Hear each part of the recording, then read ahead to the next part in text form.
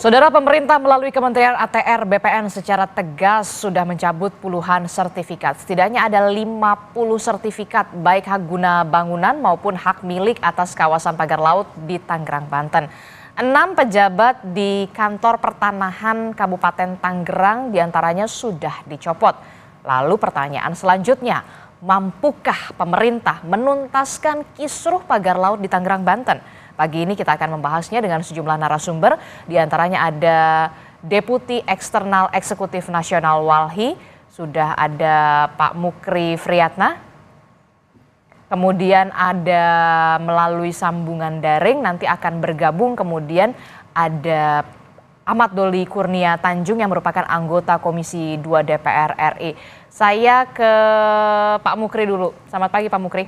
Pagi. Pak Mukri, ini kan tadi kita sudah melihat ya kemarin Menteri ATR BPN Pak Nusron Wahid ini sudah menghadiri rapat bekerja sama dengan Komisi 2 DPR yang pada intinya sudah mengungkapkan bahwa ada 50 sertifikat yang sudah dibatalkan, kemudian ada 6 pejabat yang sudah diberikan sanksi di kantor pertanahan Kabupaten Tangerang, Banten ini. Menurut Anda sudah cukupkah ini? Ya, karena kalau buat pandangan kami, karena sifat kejahatannya dia terstruktur masif dan sistematis, maka tidak cukup. Termasuk pengenaan sanksi ya, karena dia kategorinya kejahatan bisa disebut luar biasa kalau bagi kami, maka nggak cukup cuman dianggap dikenakan sanksi berat. Kenapa? Karena ada tindakan hukum yang bisa ditempuh, salah satunya misalnya memastikan mereka dicopot dari jabatannya. Kalaupun memang Kementerian ATR ini melepaskan untuk sementara tanggung jawab terkait dengan tindak pidana, ada bidang lain. Tapi kami berharap begitu, ya dipotret gitu, biar ada efek jerahnya, ditunjukin ini loh penjahat-penjahatnya.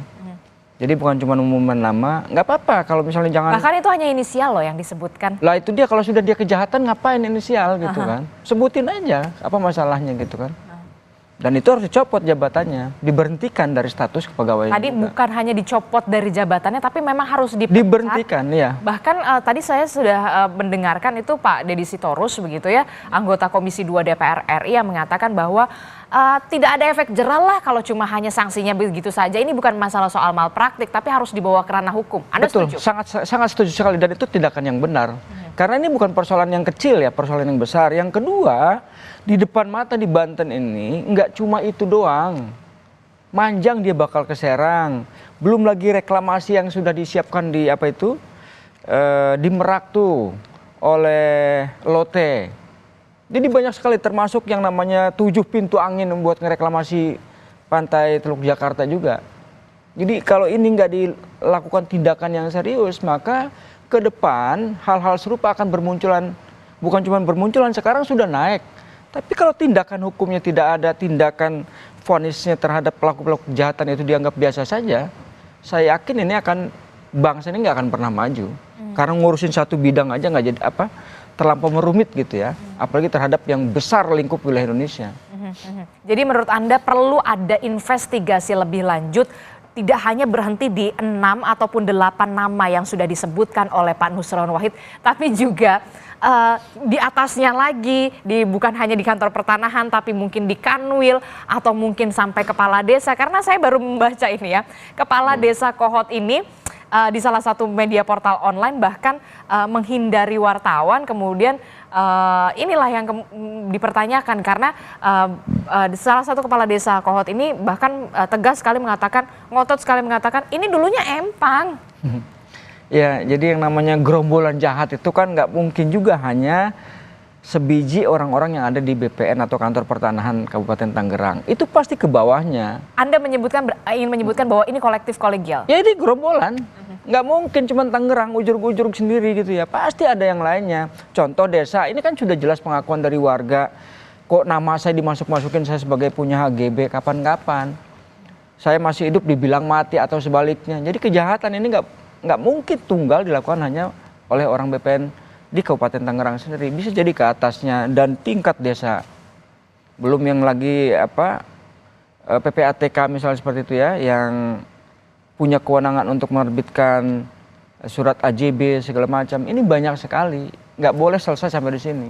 Jadi tidak boleh hanya selesai soal pembatalan saja sertifikat yang 50 dibatalkan. Tapi kemudian Anda melihat harusnya ketika 50 yang dibatalkan ini sertifikatnya milik siapa? Ini tidak diperinci juga. Ya itu kan itu baru 263 baru 50 kan. Itu terus separohnya mau diapain juga gitu kan. Oke lah kita misalnya diminta. Kita tetap harus mengapresiasi langkah yang dilakukan oleh Kementerian ATR. Karena kenapa ya buat kita sebetulnya kalau sudah beres yang namanya beres-beres bambu ini memang beres-beres kabinet harus dilakukan oleh Pak Prabowo.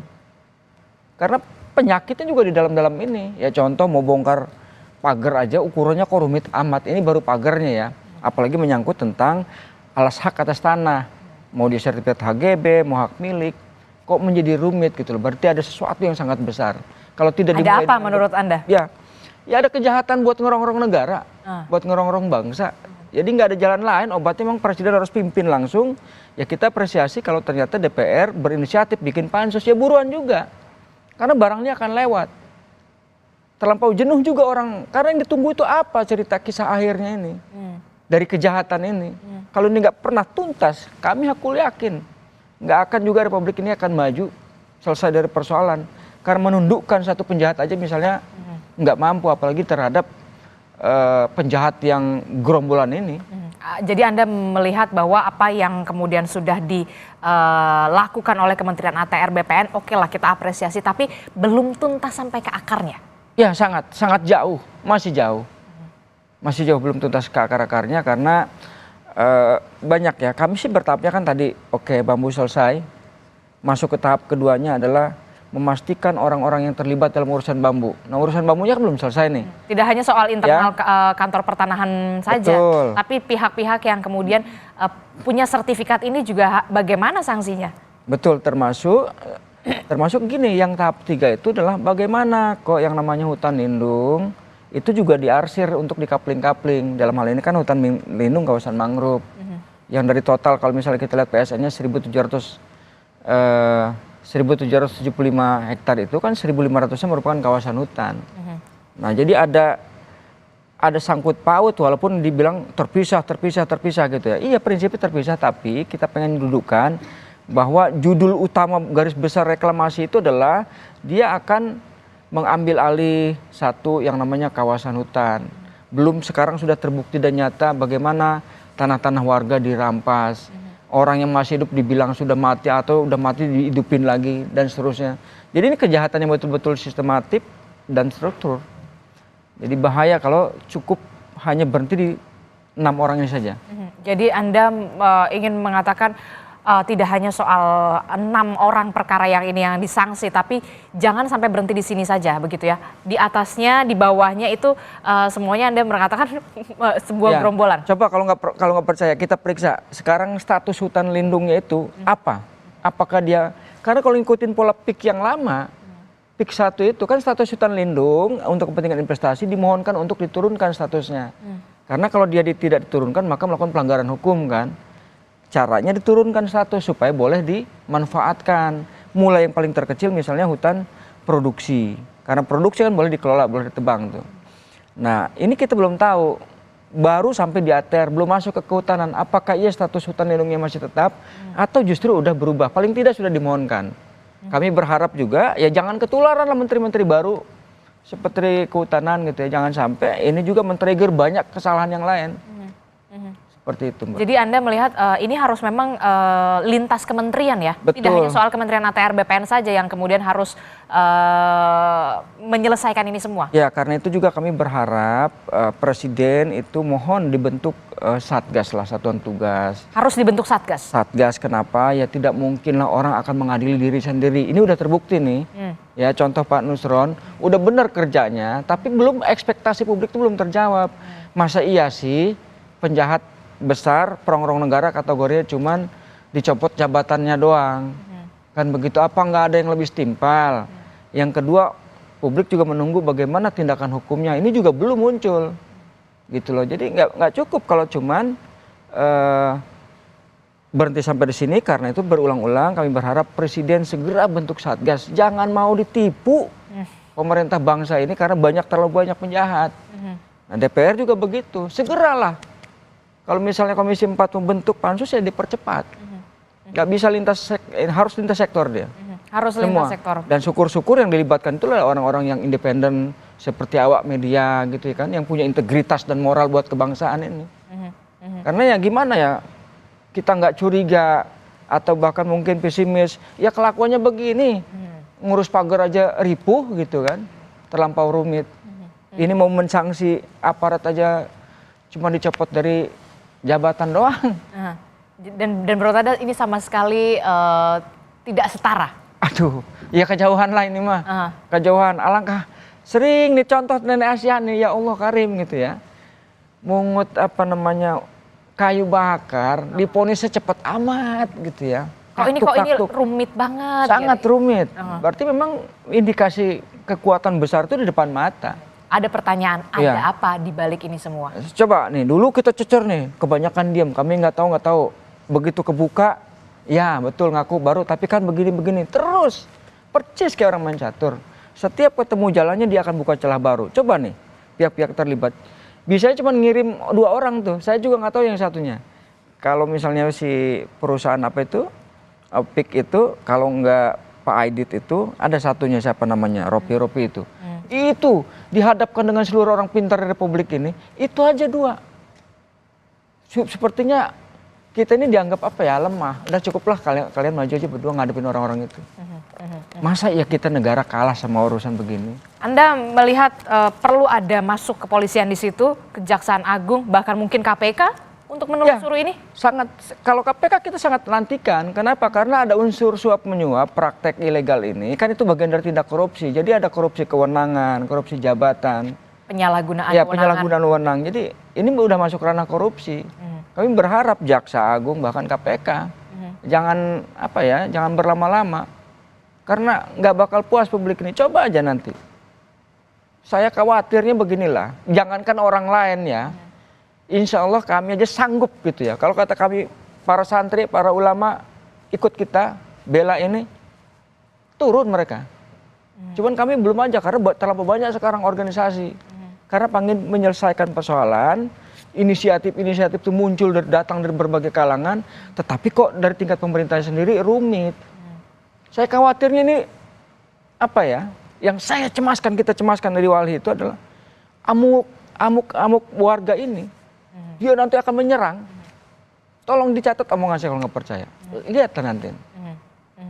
Itu akan karena nanti memang desakan publik ini sangat. Iya, karena kesel. Ngamuk nanti entah nggak puguh apa lagi yang dituin.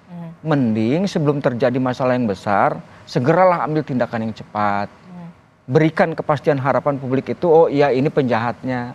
Ini loh rencana yang akan dilakukan, ini tindakan yang sudah kami lakukan oleh pemerintah. Oke, kami ingin mengungkapkan juga kepada pemirsa Kompas TV, sebenarnya Kompas TV ini sudah mengundang dari Kementerian ATR, baik itu dari Pak Menteri, ATR BPN, Pak Nusron Wahid, ataupun juga Wakil Menteri, Dirjen, dan juga dari Kementerian ATR BPN, tapi sampai saat ini belum ada konfirmasi lebih lanjut begitu ya untuk membahas soal ini, bagaimana soal transparansi dan juga investigasi pengusutan yang lebih transparan, kemudian pengusutan yang lebih tuntas begitu ya. Apalagi kemarin Menteri ATR BPN memang sudah dipanggil oleh DPR untuk menjelaskan bagaimana duduk perkaranya, dan DPR sendiri memang sudah mengatakan bahwa kalau 20 hari maksimal ini tidak ada progres yang cukup signifikan, rencananya memang komisi ini akan membentuk pansus atau panja begitu ya, tapi nanti kita akan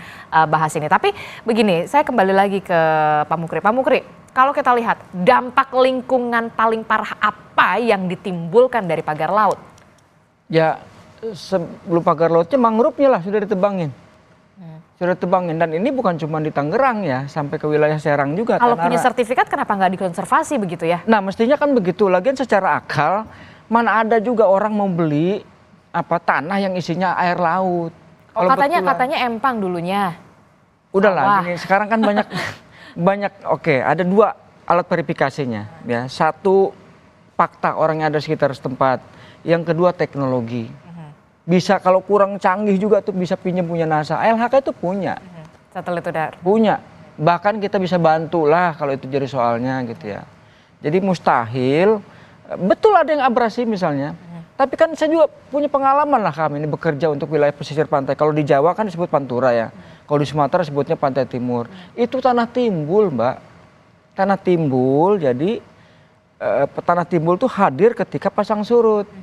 Saat pasang memang dia naik nih. Pada surut baru kelihatan tuh tanah timbul. Inilah yang kemudian biasanya di lingkungan pesisir pantai itu dijadikan untuk tambak. Dan kemudian dijual dari A ke B, begitu terus. Nanti saat pasang lagi, hilang lagi. Bukan tanah tetap, karena beda dia pengikisan tanah, ini disebut tanah timbul, dengan objek tanah yang dijadikan tambak di daratan. Atau di pesisir pantai murni, bukan karena hasil dari sedimen itu. Sangat berbeda. Jadi memang seharusnya kalau memang punya kepemilikan sertifikat itu kenapa tidak dikonservasi saja kalau memang itu ada abrasi di sana? Ya, betul. Kenapa nggak dilakukan tindakan yang serupa gitu ya? Ditanamin pohon kayak tanah-tanah dia kok, masa dia diemin aja? Terus masa iya langsung ujur-ujur sampai 3 kilometer? Jadi ngebohongnya tuh begitu terus dia. Setiap ketahuan pasti akan bohong lagi. Kami sudah sampaikan ini, ya itulah akal-akalnya. Membantah ketika ketahuan lagi pagar ini baru ngaku. Bagaimana HGB-nya? Awalnya kencang tidak ada hubungan, bantah ngaku, begitu terus. Jadi ini Anda bisa mengatakan ini adalah modus yang berulang kali terus dilakukan? Ya, kejahatan yang terstruktur, masif dan sistematis. Kenapa? Coba lihat tuh gerombolan kepala desanya yang tergabung dalam apa itu jauh-jauh hari sudah menyatakan membela, gitu-gitu ya. Nah sekarang misalnya Pak Kohod ini, Jaro Kades Kohod udah hilang. Sebetulnya kalau dia gini ya, secara logika itu kalau orang yang nggak punya salah ya ngapain juga takut, ngomongnya juga lempeng lah, enak-enak aja. Nggak perlu menghindar menurut Anda? Nggak perlu juga ngapain. Terus dari mana dia gaji? Harusnya diklarifikasi biar jelas dan juga transparan. Betul, punya mobil banyak, mewah-mewah gitu. Dari mana penghasilannya? Saya tahu kelas misalnya petambak itu karena kita membela yang namanya Dipasena, ribuan hektar itu. Tahu kapan panen, kapan susah, kapan mereka punya uang. Apalagi cuman kelas di sini, nggak ada yang sehebat di Lampung pertambakannya, cara budidayanya, cara mereka cara menjaga pantai dari abrasi. Nah mustahil kalau nelayan murni seperti yang disebut-sebut selama ini itu karena abrasi nggak punya tindakan, pasti itu yakin bohong 100%. Anda melihat ada dugaan penyalahgunaan kewenangan jabatan, termasuk juga soal dugaan kesewenangan korporasi di sana? Ya, korporasi punya melakukan tindakan kesewenang-wenangan, iya. Pemerintah mulai dari Kades melakukan penyalahgunaan wewenang juga ya, sampai termasuk korupsi sebetulnya. Makanya harus hadir nih aparat penegak hukum. APH harus hadir di sana? Harus hadir. Dari mana gaji kepala desa itu cuma 4 juta doang? Kok bisa kaya raya? Kalau punya tambak mana, tunjukin mana tambaknya. Kan saya bilang, kita tahu. Ukuran tambak di kita Pantura ini biasanya bandang kebanyakan. Nah udang itu sewaktu-waktu, ya udang Paname, apalagi udang Windu. Ngerti lah kita termasuk virusnya segala macam gitu ya. Jadi jangan bohong-bohongin kita dianggap nggak paham. Terakhir, Pak Mukri, menurut Anda oke lah kita apresiasi betul apa yang sudah dilakukan oleh Kementerian ATR, BPN di bawah kepemimpinan Pak Nusron Wahid. Tingkat keseriusannya sudah memberikan sanksi kepada 6 pejabat di kantor pertanahan Kabupaten Tangerang. Walaupun memang banyak sekali yang kemudian mengatakan tidak ada efek jera. Lalu bagaimana dengan eksternal korporasi-korporasi yang kemudian punya kepemilikan sertifikat itu, bagaimana sanksinya? Kemudian termasuk juga soal pembatalan sertifikatnya, siapa saja yang dibatalkan tidak pernah dibuka secara gamblang di depan publik. Langkah apa yang harus segera dilakukan oleh pemerintah untuk segera menyelesaikan polemik pagar laut ini secara tuntas dan juga transparan?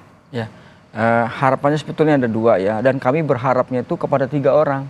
3 orang, siapa 3 itu? orang. Yang pertama adalah Presiden Prabowo yang Subianto. Kedua Ketua DPR Ibu Puan, yang ketiga Ketua Komisi 4 yang namanya Ibu Titi. Kenapa? Kalau Presiden mungkin tidak sampai jangkauannya karena terlalu banyak sibuk, kami berharap kepada 2 Sri Kandi ini. Kenapa alasannya kita berharap kepada 2 Sri Kandi ini? Karena ini orang ibu-ibu itu rasanya beda. Melihat orang dianiaya, ditipu itu tahu dia gerak-geriknya. Oh ini orang ini nipu. Di luar kemampuan intelijen yang dimiliki oleh para penegak hukum, 2 orang sosok ini kami berharap bisa melakukan tindakan memimpin bangsa ini keluar dari tipu-tipu yang selama dilakukan oleh para pebisnis gitu ya. Dan juga mewakili aspirasi warga. Karena tidak cukup berhenti sampai di sini. Kami berharap dua Sri Kandi ini mampu memimpin untuk menuntaskan persoalan yang terjadi di Kabupaten Tangerang. Karena insya Allah jika ini selesai, kasus-kasus serupa di tempat lain ada Republik ini juga akan mengikuti dengan sendirinya. Demikian sebaliknya, kalau urusan yang satu di depan mata Tangerang tidak bisa teratasi, apalagi di tempat yang lain sudah bermunculan seperti di Sumedang, di Subang, di Lampung, di Merak, di apalagi itu di Pulau Sanghyang, belum nanti yang reklamasi sebentar lagi di daerah Kepulauan Seribu, banyak sekali. Makanya kami berharap hanya kepada 3 orang ini, wabil khusus 2 Sri Kandi ini, pimpin tolong Republik ini untuk menghajar penjahat-penjahat ini. Termasuk juga kementerian, tidak hanya Kementerian ATR, tapi juga lintas dari kementerian ini juga harus berkolaborasi untuk bisa kemudian benar-benar mengusut tuntas soal pagar laut ini. Ya, gitu dan betul, dan kami juga minta sebetulnya tolonglah kalau sudah beres urusan pagar ini bersih-bersih juga dong. Bersih-bersih kabinet, mana yang patuh tarik, yang tukang tipu, tukang bohong nggak patuh, singkirkan. Masih banyak orang yang benar kalau bangsa ini mau selamat. Seberapa besar Anda melihat peluang pemerintah pusat ini bisa serius untuk membentuk Pansus, Panja, Satgas yang Anda katakan untuk bisa serius mengusut tuntas kasus ini? Iya, kalau misalnya dari sekian banyak DPR ya. Komisi 3 DPR, bisa kan mitranya APH, aparat penegak hukum, begitu ya, bisa bergerak seharusnya menurut Anda? Iya, jadi saling panggil aja. Maka kenapa tadi Ibu Puan gitu ya, karena di DPR tuh masa sih nggak bisa mendudukan kolektivitas antar komisi-komisi ini. Yuk kita bangun bangsa ini, caranya bikin apa? Kalau Komisi 4 bikin pansus, terus DPR ini bikin apa? Mungkin dia bisa memulai inisiatif gitu ya. Inisiatif untuk membentuk yang namanya Satgas tadi, melibatkan semua unsur. Kalau Presiden kan sudah merintahkan institusi APH-nya turun, periksa. Tapi kan kita belum lihat nih tindakannya. Belum lihat, berarti ada masalah memang. Jadi harus ada keberanian sekarang ini untuk mengambil inisiatif, memutuskan pakai target juga. Jangan kemudian bekerja-bekerja tapi nggak pakai target. Mau berapa lama ini dituntaskan persoalan seperti itu? Oke, baik. Nanti kita akan nantikan bagaimana next-nya terkait dengan polemik pagar laut ini setelah Kementerian ATR BPN memang sudah mengungkap ada 50 sertifikat dari 280 sertifikat soal pagar laut ini yang memang sudah dibatalkan. Kementerian ATR BPN juga sudah menyatakan bahwa ada potensi penambahan juga untuk pembatalan. Tapi juga kita nantikan lagi kelanjutannya soal tidak hanya soal sanksi, tapi kemudian apakah ini nantinya akan bergulir ke ranah hukum, nanti kita akan lihat lagi. Terima kasih.